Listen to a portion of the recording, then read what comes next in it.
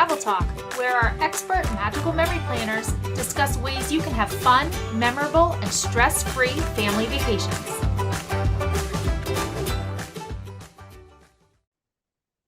Hi, and welcome to Travel Talk. So on this episode, we're going to talk about cruising. And most of our clients start with cruising by going to the Caribbean. So they're very familiar with the ports of the Bahamas, the Caribbean, Mexico, and cruising out of either Texas or Florida. And that's kind of where they start with cruising. And they find that they love cruising and they're thinking maybe we would want to cruise someplace else.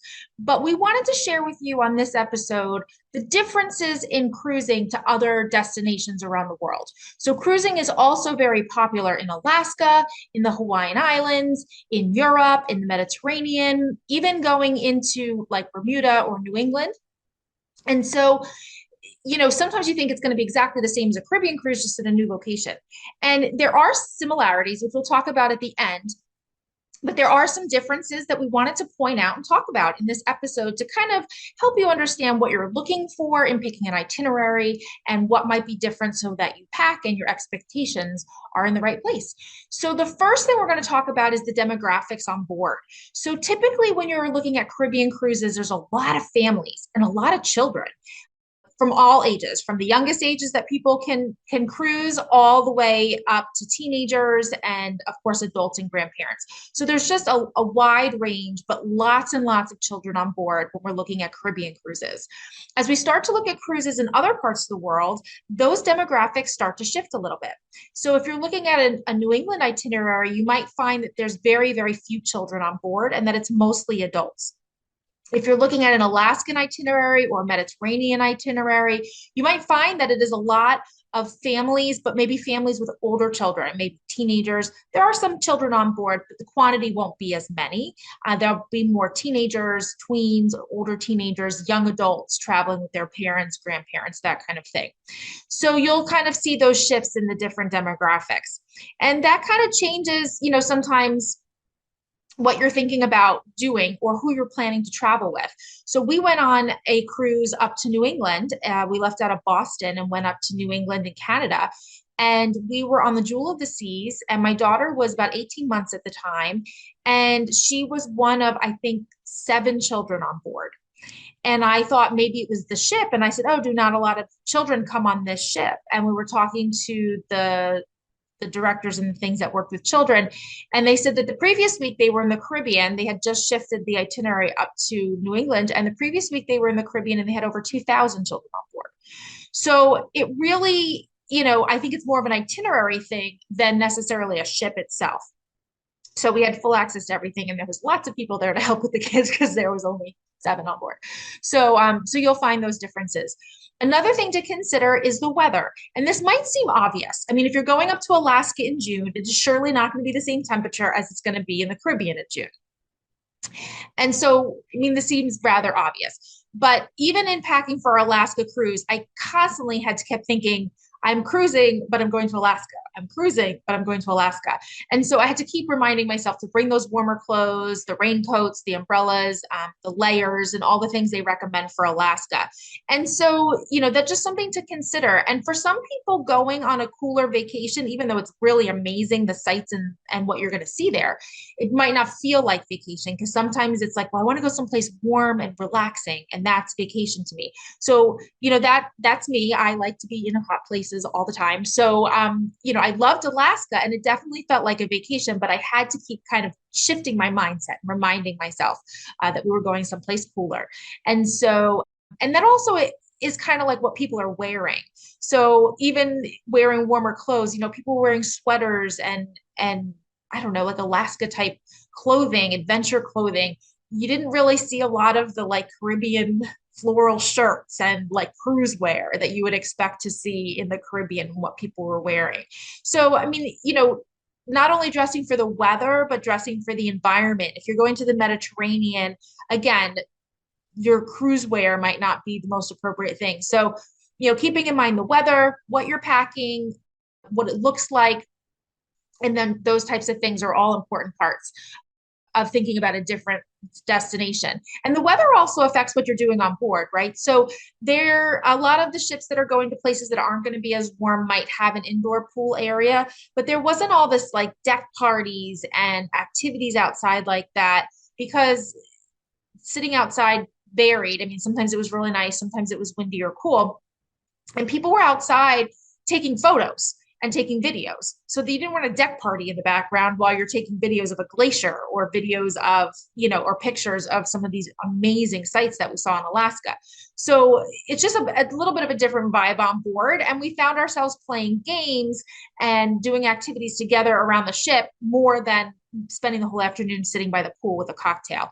Of course, there's time for that. There were some hot tubs, there was indoor and outdoor pools, but again, it just had a kind of a different vibe. So just something to consider how the weather and the location can affect, what you're packing, the type of clothing that you're packing, and then some of the activities you're doing on board. So the next thing I wanted to talk about is the ports. So obviously, different itinerary, different ports, but a couple of things just to point out. A lot of times when you look at your Caribbean itinerary, maybe you have 3 ports on a 7-night itinerary, and each one will say docked. And it doesn't always say docked. Sometimes it says tender. And you don't see that as often in the Caribbean, but you will see that more often as you start going to other ports, especially in Europe and in the Mediterranean.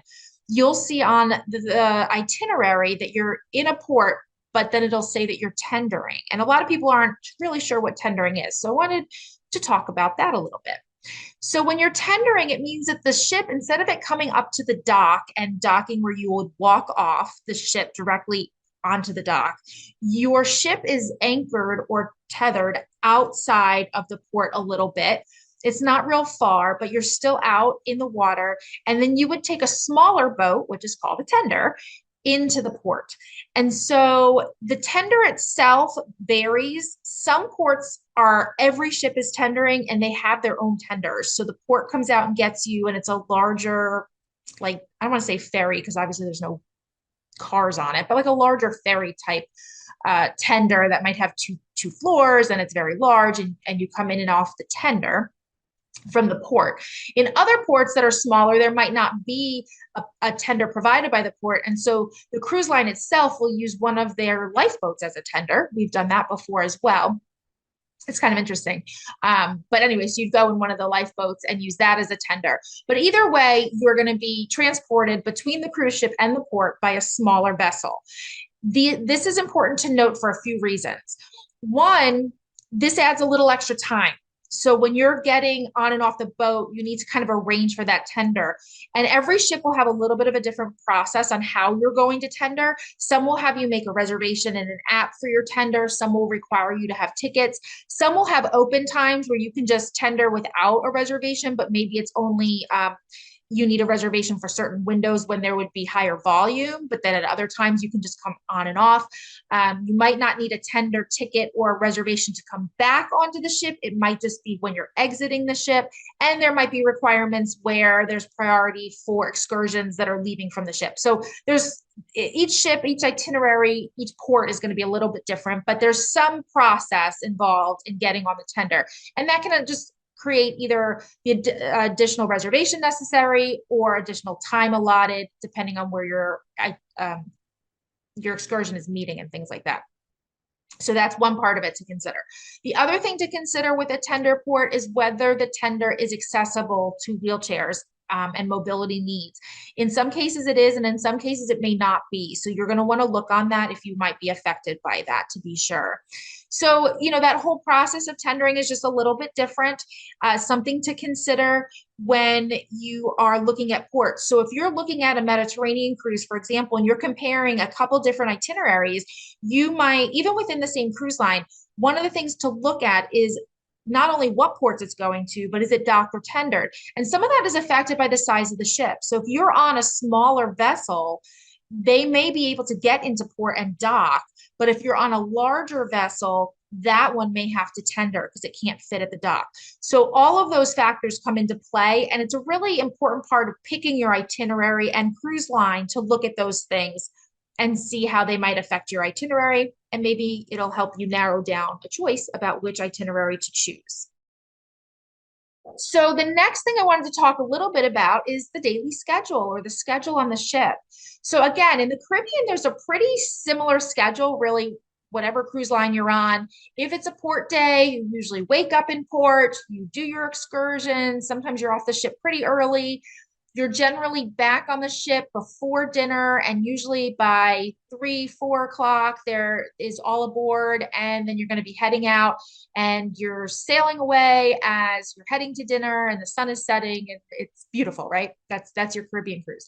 And then you have sea days where that's when you might schedule things. So if you know you have a sea day on your itinerary, you might schedule your spa, or you might schedule a special lunch at a specialty restaurant, or you might be planning to spend a day at the pool or napping or reading in your room on your balcony or whatever the case may be. So you kind of have this, port day, sea day, and there's a pretty similar schedule. Once you start leaving the Caribbean on cruising, the schedule can be anything. So again, looking at the itinerary, you're going to want to look very specifically at what is your port arrival time and port departure times and see how that kind of affects things and what's happening on your sea day, because your sea day might not be as much of a sea day as you think. Okay. So let's talk about port days first. So on port days, there could be all kinds of different schedules. When you're doing a cruise to Bermuda or the Hawaiian Islands, for example, you'll have overnights in port. And that kind of changes things because that means you can go to dinner and then you can go back ashore and you can maybe go to an evening activity. You could go to a beach and skip dinner and maybe eat locally for dinner if you want to factor that into your budget. There's different excursion options. You might even want to go see a sunset on a beach somewhere in the destination versus being on the ship. So you might have those overnights, which add, a different dimension. You also will have different port arrival and departure times. In Alaska, you have a really a large amount of sunlight. And so the ships will kind of rotate into the port. So you might have an early morning port arrival and then like a 2 o'clock port departure, or you might not even get into port until 2 p.m. and be in port until 9 p.m. We even had a port that we got to the port at 6 p.m. It was like an evening port. So, those variations can just shake up your schedule a little bit. Usually our routine is on port days. We order room service and we're out the door and we're ready to go. Well, my kids were like, it's port day. What are we doing? And I was like, we don't get to port till 2 o'clock. We have time. So it kind of just shifted our schedule a little bit. And so that kind of changed what we did for dinner. If we ate dinner at our regular seating or we ate at an open seating or shifted that around because of an excursion or an activity, it just kind of changed things. So, just something to consider as you're looking at those itineraries, especially if you're going to pre-arrange any activities on board, like spa, like, a specialty lunch, which takes me to my sea days. So when you're in the Caribbean, a sea day is a beautiful day at sea, and there's usually not anything to see outside except for the ocean, which is beautiful and is a beautiful view for sure. But a sea day in other sailings might not be a day you want to spend in the spa all day or something like that. So an example of that is when we were in Alaska, one of our sea days is Glacier Bay. I mean, Glacier Bay was one of the highlights of the cruise. There was park rangers on board. They had set up like a park ranger station essentially in one of the lounges. So you could go talk to them, look at maps, buy memorabilia. We have a passport thing for all the national parks. So we had that stamped. There was park ranger programs for the children that they could get. If you've ever done those at the national parks, they had those experiences on board. So we were out at the glacier. Everyone was outside taking pictures. The ship was rotating, and we went to 3 different glaciers that day. And so we kept kind of listening to the one of the park rangers was on like the shipboard announcement, whatever you call it, radio or whatever. So he would come on and tell us what glacier we were at and give us history about when it was found, when they found it and who explored it and all this information. And so it wasn't really a day to take a nap all day. I mean, you wanted to be outside, kept rotating through the different lounges to get information and then go back out and then listen to a talk about something in between glaciers. People were outside with binoculars. The bow was open so we could take pictures. I mean, it was a very busy day on board for a sea day. And so if I would have scheduled, oh, let's do spa, sleep in, and then spa in the morning, and then my husband and I are going to go to a specialty lunch, and we would have missed the announcements and the information and all those photo opportunities and a lot of what we went to Alaska for. So, the sea day might not be the sea day that you think. And in some of our sea days, we were also going through like Icy Strait or different areas where there was a lot to view outside the ship. And they would tell us, like, this is an area that attracts a lot of whales or seals or different wildlife that we might see. And sometimes we were really close to shore, and so even though we were at sea or traveling, you could see a lot. We found that as well in New England, that a lot of the fall foliage and some of the beautiful views you could see as we were just kind of heading up the coast because we were pretty close to the shore. And the similar things can happen in the Mediterranean as well. So, keeping in mind that schedule is just going to be a little bit shifted and a little bit different so that you're planning appropriately. The other thing is when you're planning your cruise initially, you get to pick a dining seating. So usually there's a main seating, a late seating, and then some kind of open seating type of arrangement. And if you're traveling outside of the Caribbean, you might be experiencing a 3, 4, or 6 hour time difference from what you're used to at home. And so you might want to consider, even if you normally are like, yep, we always do late or early, or we always do open, or whatever it is that you normally do, before you just automatically pick that thing, just take a second and revisit that idea. Is that going to work for you with the time difference, with the location, with when the sun is setting, what the day looks like, what the itinerary looks like? And maybe you would want to pick a different dining than you would normally pick because of those changes. So just something to revisit and think about when you think about the schedule. Okay, one more topic before we get into what's the same and why you should cruise around the world. So the last area is the pre-post cruise and documentation section. So when we cruise in the Caribbean, we always recommend flying down the night before. But for some people that are within driving distance of a port or super close to a port, they might fly in the day of. And there might not be a lot to do around the port. So even if you fly in the day before, you might just fly in the night before just so that you're there. But that's not like a part of the trip that you're planning for all that much, other than just the hotel arrangement transfers. But when you're traveling to some of these other destinations around the world, that pre and post becomes really important.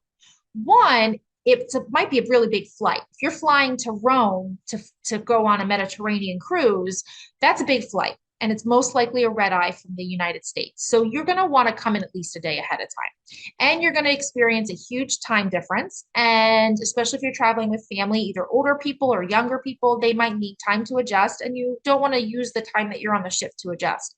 So coming in a day or two ahead of time is really wise when you're doing a Mediterranean cruise, a Europe cruise, a Hawaiian cruise. Plus, there's amazing things to see. So whether you come in 1 or 2 days ahead just to kind of get your bearings, and then maybe you add 2 or 3 days at the end because you want to see other parts of Italy, or you want to go see spend a little more time in Oahu, or you're up in Europe and you want to spend a little bit more time in London, whatever the case may be. You might want to add that extra time. You've taken that flight, you've invested in this trip. Adding an extra day or two is not going to be that much for the benefit of really seeing the port city that you were kind of transitioning through and not spending as much time in. So pre and post cruise is something you really want to consider adding on, putting that in your factor of how much time you're going to be away. If you're doing a 7-night cruise, but it's further away, you might really want to think about that as a 10-night trip or something like that. Well, the sky's the limit. I guess you could go for a month, but I mean, you might want a couple days on either end of that. The other important thing is documentation. So in the Caribbean, we're often doing closed loop cruises from a US port. And so if you don't have a passport, although it's highly recommended that you have a passport, if you don't, it's generally okay to cruise with a original birth certificate and a driver's license for adults. But when you are looking at these other ports and you are looking at cruising in other parts of the world, you absolutely have to have a passport, because in most places you're flying internationally. So to the port of departure. So you absolutely must have a passport. So plan ahead for that. And there might be a need for visas. And that is something that is up and coming and ever changing. As time of recording this podcast, they're starting to announce some changes in 2024 to visas in Europe. Don't know if that will come to fruition or how that will pan out. But the point is that when you're traveling internationally on a cruise from a foreign port, you are looking at additional documentation. Passports are a must for every single person, and you may need visas as well. Now, this isn't necessarily a problem because you're working with your trusted travel advisor who will help make sure you have everything you need, but it just means you need to plan ahead. Do not wait. Do those things as soon as possible because they are things that can cause you to have to cancel or postpone your trip. And they are things that are usually not covered by travel protection because you are responsible to get those things. So make sure you do those ahead of time and are ready to go. So that's the main things that are different or that you'd want to consider when you're thinking about cruising from different places than the Caribbean. So as a quick recap, we talked about the demographics on board, the weather, the ports and tendering. We talked about the schedule and the pre and post cruise destinations and documentations that you might need. But why do it? Because there's so many things that are the same. And if you love cruising in the Caribbean, these are the things that you love about cruising. And that's why you should do it everywhere else. So you have all this onboard entertainment, right? You have shows, you have places to listen to music. There's often casinos. There's amazing food and lots of it. And when you're traveling around the world, it gets even more exciting because a lot of times there's local flavors that are brought in. So you get more flair and new choices of food while you're on board, plus your traditional favorites. So lots of amazing food. And there's this all-inclusive type feel. And if you are traveling with teenagers like I am that eat a lot of food, it is awesome that they can go to the buffet or they can order room service or they can order whatever they want at dinner and try new things. So you get this all-inclusive feel and you have activities for the kids and supervision for them, for the younger ones that might need an activity or friends to be made. And so just so many things to do on the ship that is just so fun. And the convenience. When you are going to travel to 2 or 3 different countries, if you're going to go to the Mediterranean, go to Italy and Greece and Turkey, and you're going to fly from here to there and everywhere, that adds a lot of hassle. And cruising can be so hassle-free because you board the ship and now the ship is going to take you to all these different amazing locations and you don't ever have to pack and unpack again. So there are so many great reasons to cruise. Keep in mind these differences as you're thinking about and planning for a cruise outside the Caribbean. And of course, Magical Memory Planners and your trusted travel advisors here are here to help you every step of the way to ensure you catch each and every one of those little hurdles. But it's really going to be an amazing way to see so many different places that you've never been to before on a cruise. Thanks for joining us on Travel Talk.